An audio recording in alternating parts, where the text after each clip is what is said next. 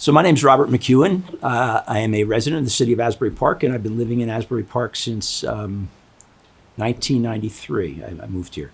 I am an attorney, and I have been practicing law since 1988. And I moved my law practice to Asbury Park in 2004.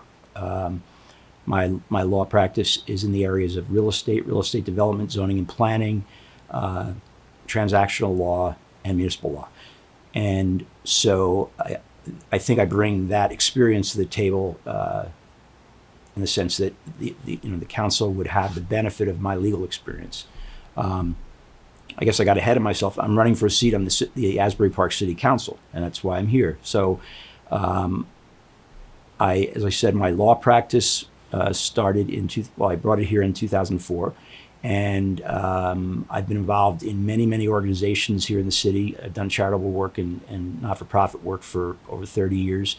I was on many boards of not-for-profit organizations. I worked on the board of the Center. I was a member of the board of the Center and the president for 4 years, from between 1999 and 2012, and I helped Father Bob. We built Center House, which is an organization that helps folks in our community that are living with HIV. So that was a very fulfilling experience for me. In 2014, I took my first job in public service, in public sector, and I was hired as the City of Asbury Park's first Director of Property Improvement and Neighborhood Preservation. And that was probably one of the top three fulfilling experiences in my life, because I had the opportunity to get out and interact with residents in the city. I got to meet people in their homes, and I helped them through problems that were pretty serious. And I got to really connect with people on a first-hand basis. And when you're practicing law for, at that point, 20 years, 25 years, whatever it was, it's kind of refreshing to do something different and to get out and feel like you're actually helping people. Not that practicing law isn't helping people, but it's a different kind of helping people. I actually got to see the results of my work by going out and in this job with the city. So I left my position with the city in 2020, in June this year.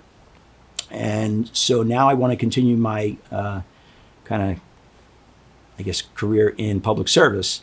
And I am hoping that I'll have your votes, because I'd like to have a seat on the Asbury Park City Council. I'd like to take the experience, the knowledge, the experience that I have, and bring it to the council. And I think it would benefit the citizens of the city, and in making policy for the city. So thank you. I think that we have to start thinking ahead of time. We have to think about what's happening once this pandemic passes. Clearly, there are businesses that are hurting right now during the pandemic, and I think that we have to find a way to get them through the crisis. And I think the first order of business should be that the city goes back to an original idea that was kind of, I guess, tabled for a while, and have a business and economic development person, a department in the city that deals just with the businesses in the town and the development of the businesses in the town.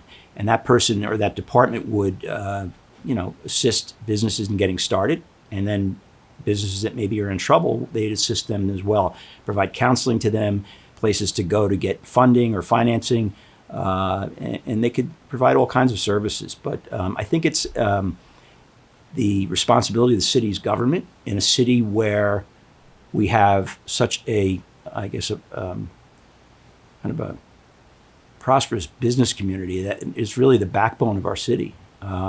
It's a really big chunk of our city, and what makes Asbury Park a city. So I think that the government should be supportive by having someone to assist it and provide services.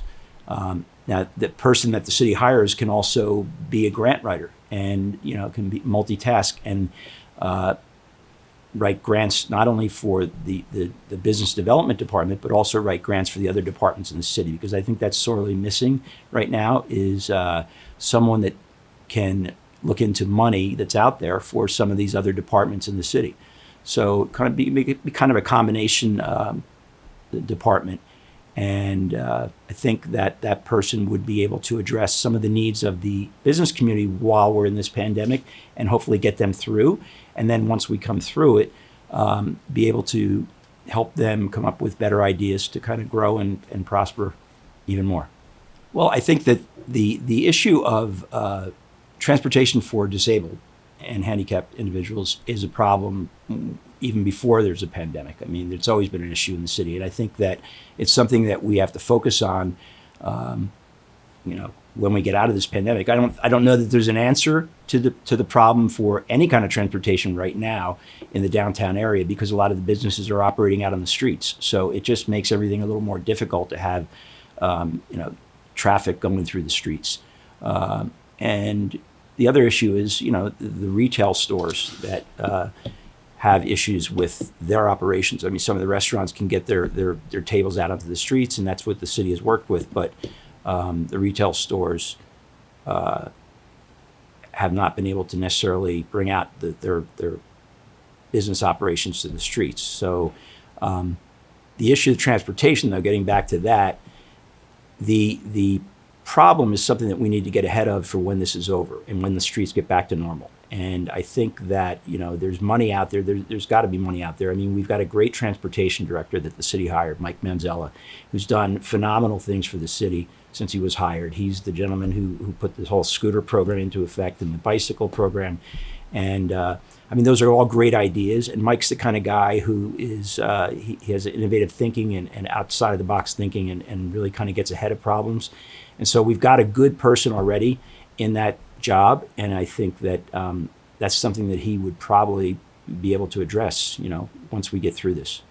It's important on this issue that I think the first thing on this issue is good governance. And I think that that's why it's a major responsibility for the council to figure out how to address it in advance. Now, we've been lucky. There haven't been any major issues in this city for a very long time between police and citizens.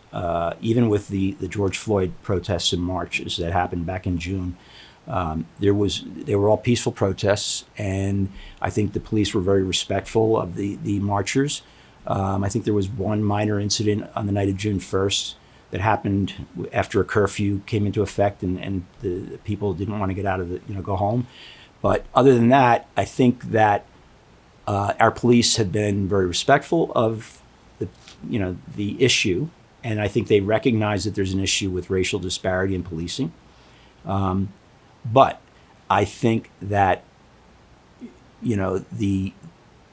there are some issues that still need to be addressed, and I think we can be proactive and get out in front of them. I think the council's formation of the equity committee in, I guess it was September, it was just recently. I mean, that's a little late in coming. It's honestly something that I've been kind of thinking about for a long time because of what goes on around the country. And so it's not something that we should have been waiting for, because it's an election year, because, something happened, the George Floyd thing happened. We should have been on that, and there should have been an equity committee 5-6 years ago, but I guess that's what I'm saying is we need to start thinking in advance of problems happening. And that's the kind of thinking or proactive thinking and problem solving I would bring to the table.